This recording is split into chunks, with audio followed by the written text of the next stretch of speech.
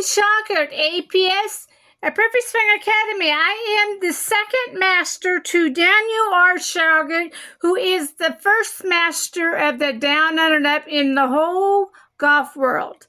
We are completely different from the whole world of golf with our down and up academy. He's going to be teaching you something you have never learned in your lifetime. Our company started back in the year of 2000. We've been around a long time. We did most of our boot camps in the foreign country. We're more recognized with the foreign people. We did some in U.S., but we do more in the foreign country.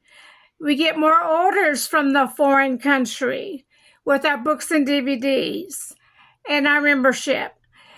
We are completely different from the whole golf world. It's hard for the standard to change their mind. You know, there is a different way of hitting the golf ball, but there is.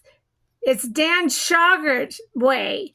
He is completely different from the whole golf world. So when you do a swing, you need to take your time because every step is different. Nothing the same you've been doing all your life. Okay, this is going to get out to the world. So give it a try because we're going to get out to the whole world. There's a different way of hitting the golf ball with APS, a Perfect Swing Academy school. This is Daniel R. Shauger. He is your master you're going to be learning from. And afterwards, I will come in. I'm the second master that will work with you on our down, under, and up. Here's Daniel R. Shauger, your master, completely different from the whole golf world with his down, under, and up.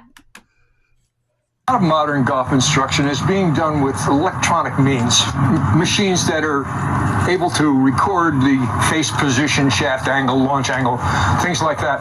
And while I believe that these machines are wonderful for fitting clubs, they're wonderful for someone who's approaching perfection in their particular golf swing to be able to dial in how they hit the ball. I think it's very bad to try to learn golf that way. When people are trying to fit their golf swing into arriving at the ball with a particular shaft angle and with a particular club face position, they are so busy trying to manipulate and kind of hold that position to arrive at that. You have to not be freewheeling.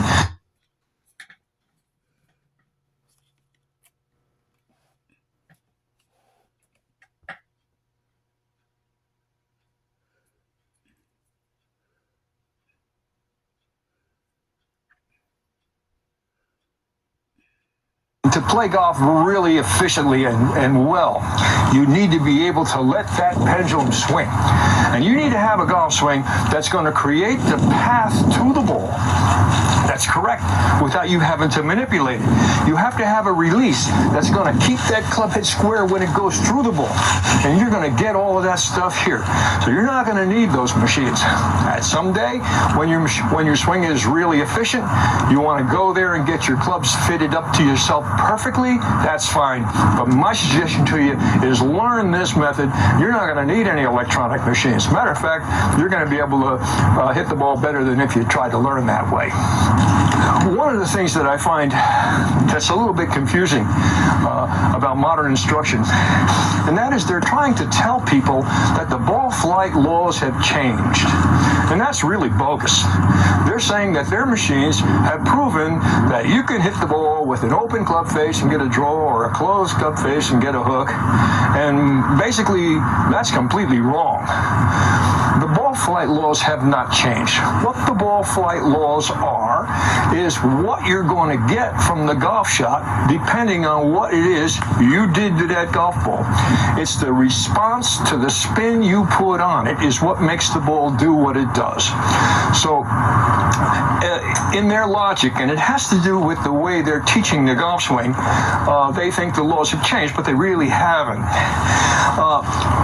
Because the modern golf swing, the way it's being taught, is trying to create a position with a severely pinched shot, which works great for irons. You can hit a severely pinched shot with irons, and they'll go kind of a bit farther. They won't go as high. They'll go a bit farther than what we do. But because they're trying to hang on through here, the readings that they get on their machine are different than if our club was in that same position, only passing through. So I think that's very important to understand that the way the golf swing is being taught of trying to hold the club and then take it to the left after impact, well, that doesn't happen. If you take an arc of a club that's swinging, it's on a flat line. Look, it's on a flat line. And if that flat line is tilted, it's still a flat line. In other words, it has a section of the swing that's going from inside, out and down, then back inside, up and around. You don't want to have some thought in your golf swing that you're going to come down on this nice line over here, and then when you get over here, suddenly try to redirect that club someplace inside the fly line. It's just bad logic. So if you learn what we teach here, you won't need any of that kind of thinking.